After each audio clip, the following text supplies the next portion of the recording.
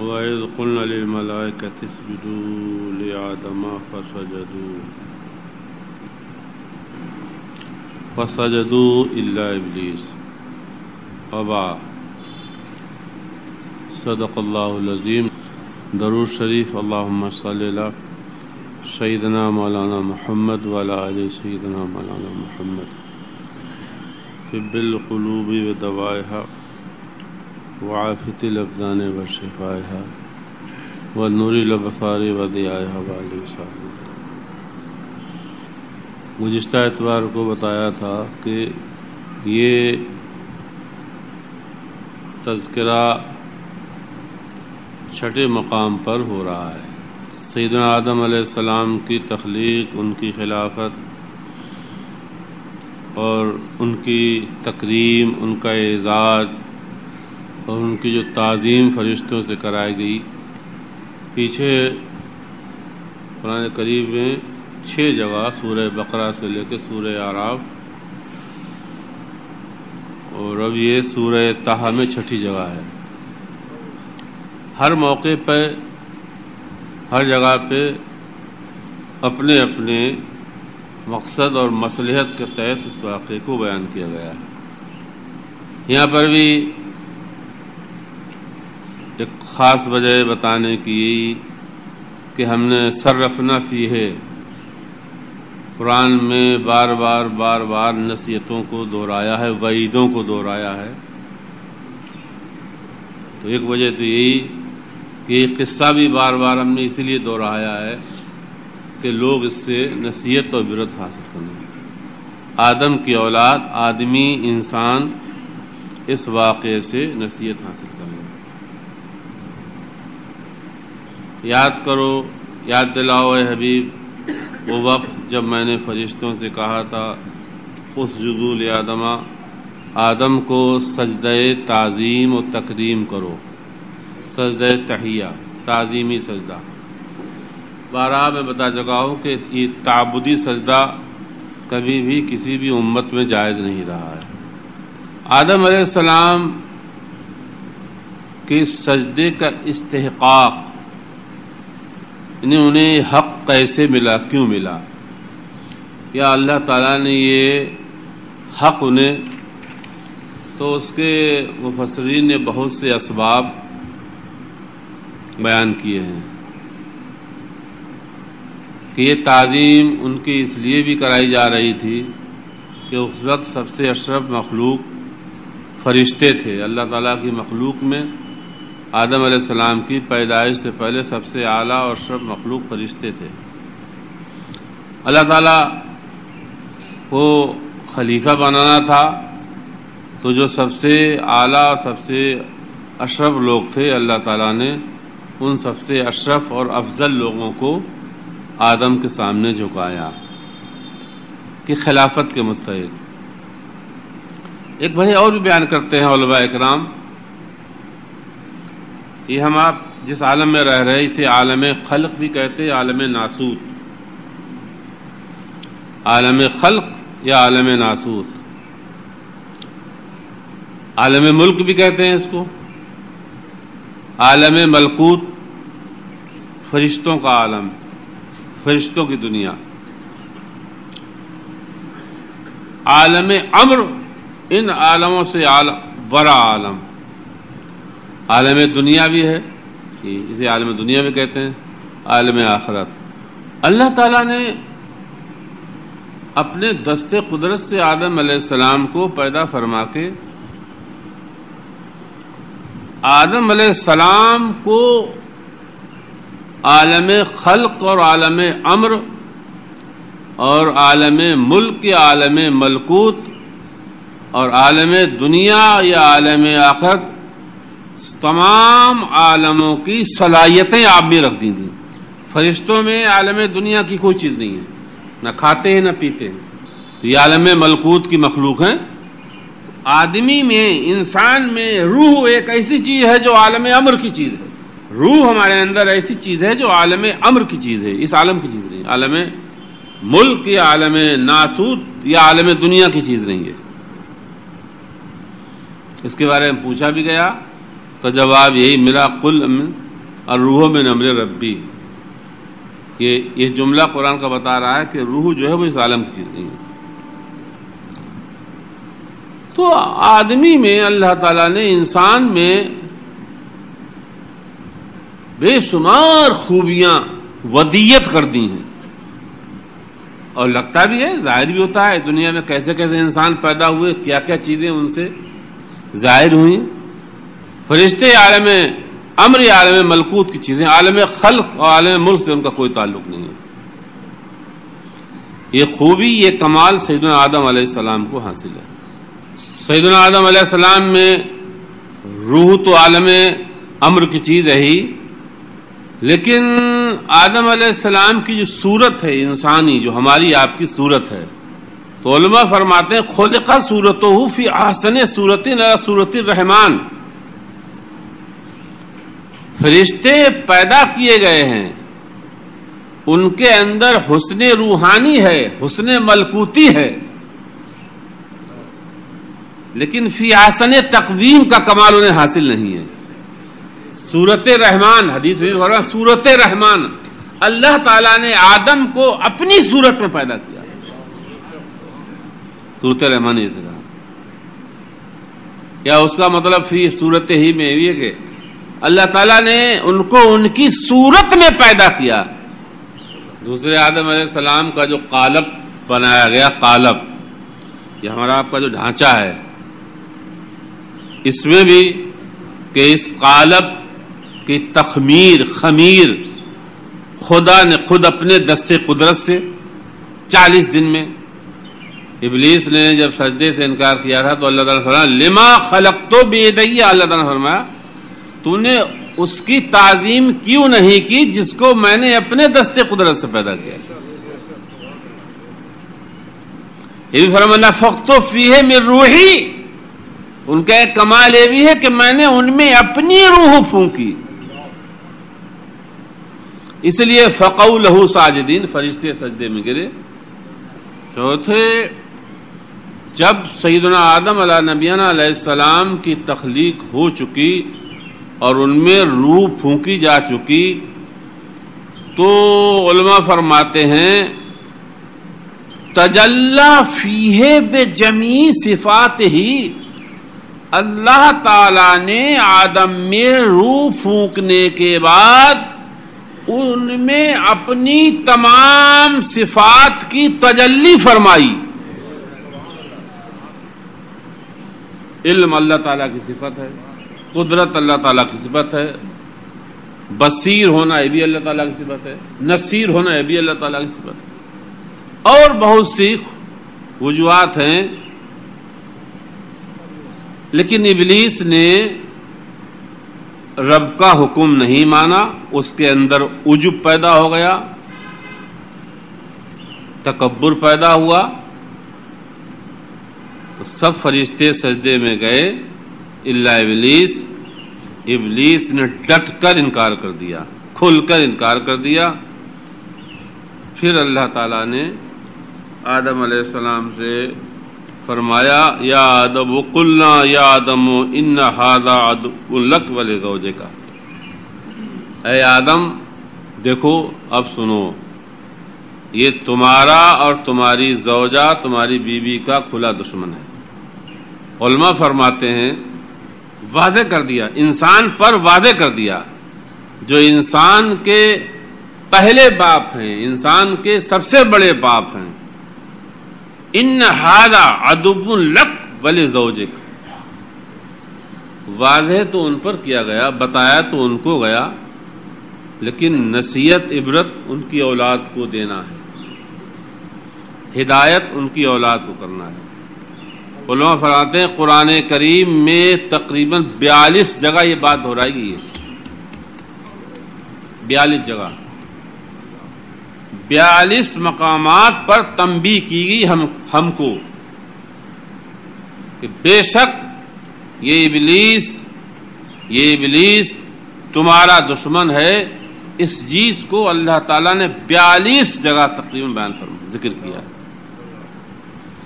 اس کے بعد بھی ہم پتہ نہیں کن چیزوں میں پھنس کے، کون سی چیزوں میں الجھ کر اللہ تعالیٰ کی بے شمار نعمتیں استعمال کرنے کے باوجود ابلیس کے چکر میں پھنس جاتے ہیں. فلا یخرجنکما من الجنہ، تو اے آدم، اے حوا، دیکھو اس کی دشمنی، اس کی عداوت تم پر واضح ہو گئی ہے، تم پر ظاہر ہو چکی ہے. آدم علیہ السلام سے، حوا سے تو یہ فرمایا گا تمہیں جنت سے نہ نکال دیں. ہم لوگ تو بھی جنت کے باہر ہیں. نکالنے کا مطلب کیا ہے؟ ہم لوگوں کے لیے کوشش یہ کہ جنت میں نہ جا سکیں. ان کی اولاد کے لیے اس کی کوشش ہے، اور پوری کوشش ہے، اور پورے طور پر اس نے قسم کھائی ہے کہ جتنا میرا بس چلے گا. اور اللہ تعالیٰ نے اس کی عرض پر یا اس کی دعا پر یہ اختیار بھی اسے دے دیا، یہ قدرت بھی اسے دے دی کہ جسے چاہے اسے بہکائے گی. اور جہاں یہ اختیار اور قدرت اس کو دی گئی ہے، وہاں اللہ تعالیٰ نے بھی فرما دیا جو میرے نیک بندے ہیں، جو میرے نیک بندے ہیں، ان پہ تیرا داؤں نہیں چلے گا. ہم اللہ تعالیٰ کی پناہ چاہتے ہیں اپنے نفس کی شرارتوں سے. انس بن مالک سے ایک حدیث مروی ہے شیطان کے بارے میں کہ شیطان ہمارے اندر کیسے گھسا ہوا ہے. انس بن مالک روایت کرتے ہیں، یہ حدیث مشکات میں بھی ہے اور بھی حدیث کی کتابوں میں ہے.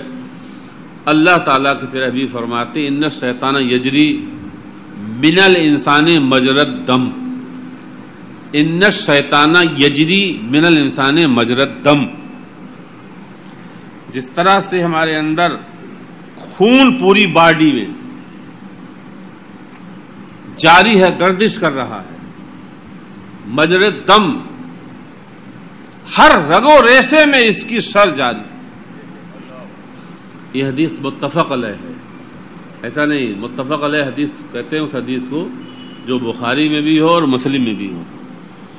یہ حدیث متفق علیہ ہے. اللہ تعالیٰ کے پیارے حبیب کا ارشاد ہے ان الشیطان یجری من الدم یجری من الانسان مجرى الدم. یہ ایسا ہمارے آستین کا صاف ہے. یحییٰ ابن معاذ ایک بہت بڑے بزرگ خدا رسیدہ اللہ والے ہیں. وہ ہم جیسے نکموں کو، ہم جیسے غافل لوگوں کو اولیاء اللہ نے ہمیشہ یہی کام کیے ہیں، شیطان سے ہوشیار کیا ہے. اپنے چاہنے والوں کو، اپنے ماننے والوں کو، انہوں نے اپنے زمانے کے لوگوں کو متنبہ کیا ہے، ہوشیار کیا ہے، غفلت سے بیدار کیا ہے.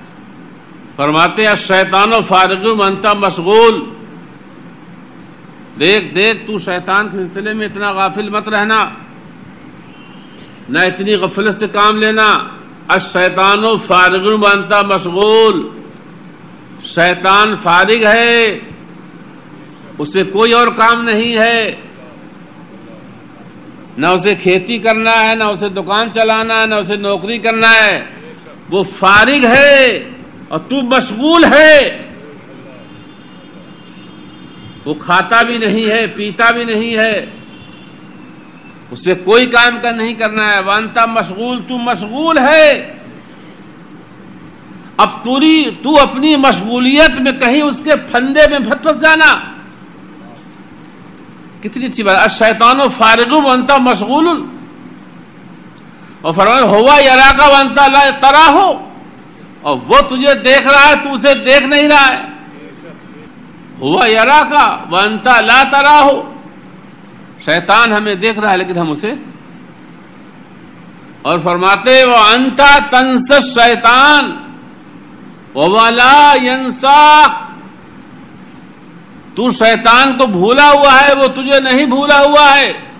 اور سب سے بڑی ایک چیز اور ہے، وہ یہ ہے ومن نفسک للشیطان علیک عون. سب سے بڑی چیز یہ ہے ومن نفسک علیک للشیطان علیک عون. سب سے بڑی آفت یہ ہے کہ تیرے اندر تیرا نفس جو چھپا ہوا ہے وہ اندر سے اس کی مدد کر رہا ہے. یہ اتنی دقتیں ہیں ہمارے سامنے، اور ہم ابلیس سے، اس کے مکر سے، اس کی شر سے کیسے بچیں؟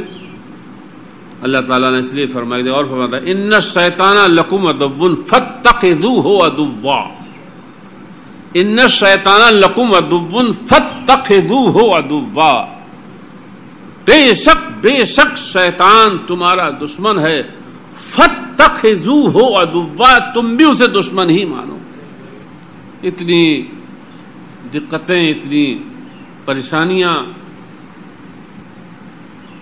ہمارے سامنے ہیں، اور اتنے مکر، اتنے فریب ابلیس لیے ہوئے ہیں، اور ہم فارغ نہیں ہیں. دنیا بھرے کی فکریں، فکر معاش بد بلا، حول معاد جا گزا، لاکھوں بلا میں پھنسنے کو روح بدن میں آئی کو. تو اللہ تعالیٰ نے فرمایا فَلَا يُخْرِجَنَّكُمْ مِنَ الْجَنَّةِ، یہ ابلیس تمہارا دشمن ہے، کہیں تمہیں جنت سے نہ نکالے. فَتَشْقَىٰ، اور اے آدم میرے خلیفہ، اگر جنت سے نکلے تو تم مشقت میں پڑ جاؤ گے. فتشقیٰ، تشقیٰ معنی آتے ہیں، ویسے بدبختی کی وہ معنی نہیں ہے، بلکہ تشقیٰ معنی مشقت. جنت میں نہ جوتنا ہے، نہ گوڑنا ہے، نہ بونا ہے، نہ کاٹنا ہے، نہ گہانا ہے، نہ پیسنا ہے، نہ گوندنا ہے، نہ پکانا ہے، سب چیزیں بلا. نہ دھوپ ہے، وہاں قدرتی نور کا لباس ہے. یہ سب چیزیں تمہیں بلا محنت، بلا مشقت، بلا جوتے گوڑے گوندھے پکائے سب چیزیں تمہیں مل رہی ہیں. ایسا نہ ہو کہ تم اس میں آ جاؤ. اور فتشقیٰ پہ ایک بات، تشقیٰ یہ واحد حاضر کیسے گا ہے. اوپر فرمایا گیا فَلَا يُخْرِجَنَّكُمَا مِنَ الْجَنَّةِ، تم دونوں کو جنت سے نہ نکال دے. اور پھر فرمایا فتشقیٰ، یہ تشقیٰ بتا رہا ہے کہ کمانا مرد کا کام ہے، عورت کا کام نہیں. دنیا میں آ کے انسان کمائے گا، کمانا مرد کا کام ہے، عورت کا نہیں. اور دنیا میں راحت محنت کے بعد ہے، جنت میں راحت بلا محنت کے. پھر اس کی تفصیل بیان فرمائی اللہ تعالیٰ نے ان لک ان لا تجوع فیہا، آدم جنت میں بھوکے نہیں رہو گے، ننگے نہیں رہو گے. وانک لا تظمأ فیہا، نہ پیاسے رہو گے. ولا تضحا، اور نہ دھوپ لگے گی، نہ دھوپ، کچھ نہیں. اتنے اطمینان سے آپ جنت میں رہیے. اور آپ نے اس کی بات مانی تو اب واقعے کو ہم پورا نہیں دہرائیں گے. بہرحال آدم علیہ السلام جنت میں رہنے لگے، ابلیس اپنی طاق میں رہا. کسی نہ کسی طرح سے ابلیس وہاں پہنچا. فوسوس الیہ الشیطان، اور شیطان نے ان کے دل میں ڈالا، ان کے دل میں وسوسہ پیدا کیا. اس کو دوسری جگہ پر سورہ اعراف وغیرہ وسوسہ ڈالا کیا تھا، جو وسوسہ دل میں ڈالا تھا وہ کیا تھا؟ بولا ما نہاکما ربکما عن ہذہ الشجرہ، اللہ تعالیٰ نے فرمایا تھا جنت میں جہاں چاہو وہاں رہو، یہ درخت مت کھانا. تو کیا بولا ما نہاکما ربکما عن ہذہ الشجرہ، اے آدم اے حوا، جانتے ہو یہ اس درخت سے تمہیں خدا نے کیوں روکا ہے؟ الا ان تکونا ملکین اور تکونا من الخالدین، اس درخت کو کھانے سے اس لیے روکا ہے کہ تم کہیں فرشتہ نہ ہو جاؤ یا ہمیشہ رہنے والے نہ ہو جاؤ. خدا تمہیں ہمیشہ نہیں رکھنا چاہتا ہے. معاذ اللہ. دیکھیے آپ، اس لیے اس نے اس درخت سے تمہیں روک دیا ہے. اور اتنا ہی نہیں، وَقَاسَمَهُمَا، اور قسم کھائی، انی لکما من الناصحین، اور آدم حوا سنو میں تمہارا خیر خواہ ہوں. کتنی بڑی عداوت ظاہر ہو چکی تھی، ہم ایسے بھول جاتے ہیں. وَقَاسَمَهُمَا، اور منہ بھر کے قسم کھائی. انی دیکھیے یہ بھی تاکید کیا تھا، لکما من الناس، ہم تمہارے خیر خواہ ہیں، خیر خواہ ہیں. علامہ کاشفی فرماتے پس وسوسہ کرد وسوء آدم شیطان، پس ازاں کے و بہشت در آمد و حوا را دید و از مرگ بے ترسانید و حوا و آدم باز گفت. تو ابلیس آدم علیہ السلام پاس آپ کے پاس جنت میں آیا اور جنت میں آپ کو حوا کو دیکھا تو حضرت حوا کو موت سے ڈرایا، ارے یہ تمہیں ابھی عیش ملنے لیکن تم مرو گی، مر جاؤ گی. تو حضرت حوا آدم کے پاس آئیں، اور جو ابلیس نے حضرت حوا کو موت سے ڈرایا تھا، اور بوڑھا شیخ آیا ہے بصورت پیرے بریشہ ظاہر شدہ بود، بہت بوڑھا شیخ بن کے، بہت ہمدرد خیر خواہ بن کے آیا تھا. اور مجھے بڑا افسوس ہے کہ تم بوڑھے ہو کے مر جاؤ گے اور ایسا ہوگا ویسا ہوگا، اور رب نے تمہیں روک دیا ہے. اور تو انہوں نے پوچھا اس کا علاج کیا ہے کہ ہم نہ مریں، بوڑھے نہ ہوں، تو کیا علاج ہے؟ تو بولا اچھا علاج اس کا یہ ہے کہ یہ درخت کھا لو، علاج اس کا یہ کہ یہ درخت کھاؤ. قال یا آدم هل ادلک علی شجرۃ الخلد. جب رویا گرایا تم بوڑھے ہو جاؤ گے پھر مر جاؤ گے. عورت تو عورت ہوتی تو پھر کیا صورت ہوگی کہ بوڑھے بھی نہ ہوں، مرے بھی نہ ہم، اور یہ نعمتیں ہمیشہ رہیں، یہ عیش آرام، یہ باغ، یہ سب چیزیں ہمیشہ رہیں. تو بولا ترکیب میں بتاتا ہوں. یا آدم، اس کا ذکر، یا آدم هل ادلک علی شجرۃ الخلد، کیا میں تجھے نہ بتا دوں یا میں تم کو نہ بتاؤں کہ ایسا درخت کہ جسے کھانے کے بعد انسان مرے گا نہیں کبھی. جنت سے نکلنا جانا تو بہت دور کی بات ہے، تم مرو گے بھی نہیں.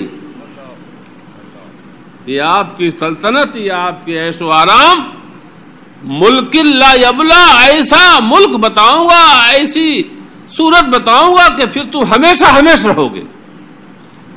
ساری جوانی، ساری رانائیاں، سب کچھ یکساں رہے گا، کوئی چیز پرانی نہیں ہوگی. اور کریے فَأَكَلَ مِنْهَا فَبَدَتْ لَهُمَا سَوَاتُهُمَا.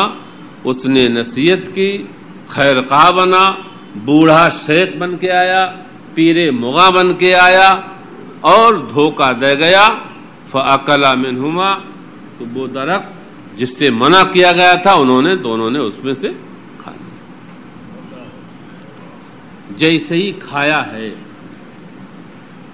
تو جو لباس نور تھا وہ سلب کر دیا گیا. یہاں پر غور کرنے کی ضرورت ہے. ابلیس کی شرط کیا،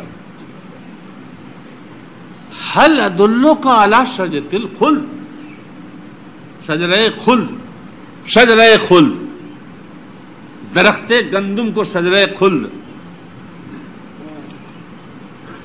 جو چیز فنا ہونے والی تھی اس کو اس نے بقا دکھا دیا. ایک بزرگ فرماتے اراہما شجرۃ الفناء شجرۃ الخلد. ابلیس کا مکر تو دیکھو، اس کی عیاری تو دیکھو کہ جو چیز فنا تھی اس نے اس کو بقا کی صورت میں دکھایا، اور جو چیز زوال کا سبب تھی اس کو اس نے دوام کا سبب بنا کے دکھا دیا. جو چیز بیماری تھی اس سے اس نے شفا دکھایا، بیماری میں شفا دکھائی، فنا میں بقا دکھائی، زوال میں دوام دکھایا، ہمیشہ ابلیس ایسی بس ہمارے اندر بھی آتا ہے. جس میں بربادی ہوتی ہے اس کو فلاح دکھاتا ہے. بلکہ بل سبب الخزی سبب القرب، جو دوری کا سبب تھا، جو خدا سے دوری کا سبب تھا، اس نے سبب قرب دکھا دیا. بہت سے یہاں پر دھوکے. امام غزالی نے، ملا علی قاری نے مشکات کی شرح میں، امام غزالی نے اپنی کتاب احیاء العلوم میں شیطان کے مکر و فریب جہاں بیان کیے ہیں، انہوں نے بیان کیا ہے کہ شیطان صرف گناہ کا راستہ نہیں دکھاتا ہے، شیطان کبھی کبھی نیکی کا راستہ دکھا کے بھی انسان کو ہلاک کرتا ہے. عبادت سے انسان کو نہیں رہاتا وہ، بلکہ کبھی کبھی عبادت کروا کے انسان کو برباد کر دیتا ہے. وہ ایسے کہ ایک ہے عبادت افضل اور ایک ہے مفضول، تو جو غیر اہم ہے اس میں لگا دیتا ہے، اہم سے غافل کر دیتا ہے. جیسے ہمارے یہ سنی بھائی ہیں، بہت سے ایسے کام کرتے ہیں جو فرض ہے وہ چھوڑ دیتے ہیں اور غیر فرض میں، یہ ابلیس کا مکرید ہے. اور کیا ہے؟ جو سنی بھائی ہیں جو اپنے آپ کو بہت بڑا پکا مومن کہتے ہیں، آپ دیکھیے کہ فرائض چھوڑ رہے ہیں، واجبات چھوڑ رہے ہیں، اور غیر ان کو اور جن کے پیچھے چلتے ہیں وہ بھی دکھا رہے ہیں یہ بڑا عظیم کام ہے. یہ ابلیس کا سب سے بڑا حربہ ہے، سب سے بڑا فریب ہے. نماز اہم بلکہ یہ بھی کہا گیا الصلاۃ ام العبادات. جس طرح کہ شراب ام الخبائث ہے، تمام خبائث کی بنیاد شراب ہے، اسی طرح سے تمام عبادات کی ماں یا اصل نماز ہے. نماز چھوڑاتے ہیں، دوسرے کام کراتے ہیں. اور ایک حربہ اور یہ استعمال کرتا ہے، ہم اللہ تعالی کی پناہ چاہتے ہیں اس کے مگر سے. یہ کبھی کبھی طاعت و بندگی یا بظاہر نیک کام کرا کے ایسے عجب اور ایسے تکبر میں مبتلا کر دیتا ہے کہ وہ سارا کرا دھرا اس کا بیکار ہو جاتا ہے. یعنی عبادت کرانے کے بعد عجب پیدا کر دیتا ہے. تو بودھ، جو چیز بودھ کا سبب تھی، دوری کا سبب تھی، جس میں دوری تھی خدا سے، وہ اس نے کہا یہ قربت کا سبب ہے. بندہ سب سے زیادہ خدا کے قریب اس کے فرائض ادا کرنے سے ہوتا ہے. ہزار وہ نوافل، ہزار مستحسنات ادا کرے، لیکن فرض چھوڑے گا تو کبھی خدا کا قرب حاصل نہیں کر سکتا. فاستمع لہ، دونوں حضرات اس کی بات سن بیٹھے. وَنَسِيَا عَهْدَ رَبِّهِمَا، اور بھول گئے خدا کا عہد اور کھا لیا. بات کیا تھی اصل میں؟ اب سنیے یہاں پر ایک بات کیا تھی؟ ایک تھا رب کا حکم اور ایک تھی رب کی مراد.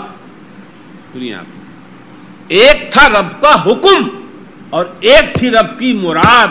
رب کا حکم یہ تھا وَلَا تَقْرَبَا هَٰذِهِ الشَّجَرَةَ، درخت کھاؤ گے نہیں، لیکن رب چاہتا یہ تھا کہ آدم کھاؤ.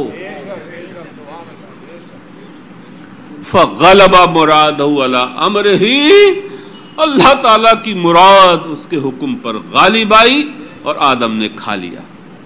فَبَدَتْ لَهُمَا سَوْآتُهُمَا،